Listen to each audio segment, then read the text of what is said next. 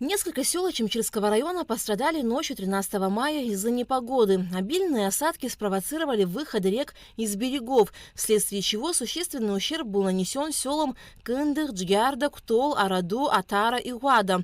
Были подтоплены частные домовладения, хозяйства, кладбища, размыты автомобильные дороги и мосты. В результате стихии пострадало около 40 дворов. Спасатели районной пожарной спасательной части в оперативном режиме устраняли последствия ливня, восстановили автомобильное сообщение внутри сел. По поручению президента Аслана Абжани в Очимчирском районе были начаты работы по ликвидации последствий стихии. Госпредприятие «Абхазберегозащита» проводит работы по расчистке и укреплению русла реки Дгамщ. Сразу начата переброска техники со всех объектов. В данный момент работает 4 экскаватора, бульдозер, самосвалы, в районе 7-8 единиц техники.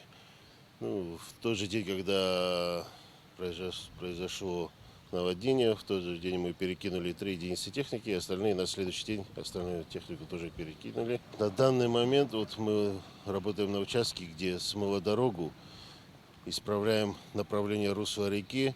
Также планируется исправить мост, который полностью опора ушла. Настил сохранился, но опору придется по новой восстанавливать. Также смыть заезд на этот мост. Тоже придется отсыпать, заполнять все материалом.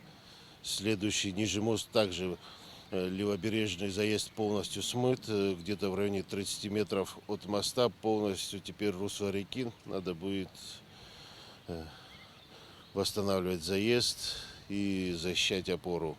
Все эти дни по-прежнему оставалась угроза подъема воды в реке Дгамщ. Техника очищала русло, но уже 15 мая приступили к восстановительным работам. 3 единицы техники Абхазберегозащиты задействованы на мосту между селами Джгярда и Кутол. Там восстановили дамбу и автомобильное сообщение. Аналогичные работы проводят и в самом селе Ктол. Где центральный мост, чуть выше пробила дамбу по левому берегу. И дорогу полностью отрезала часть села. На дорогу вышла вода. И отсыпали выше и дублирующую дамбу ниже. Самосвалами отсыпали часть берега. И также дублирующую дамбу ниже сделали, чтобы хотя бы исключить затопление домов. И вот сейчас в данный момент уже более капитально вода опустилась, и более капитально там будем уже проводить работы. В настоящее время угрозы подтопления домовладений нет. Однако в нескольких местах река все же изменила русло, и все силы сейчас направлены на его восстановление.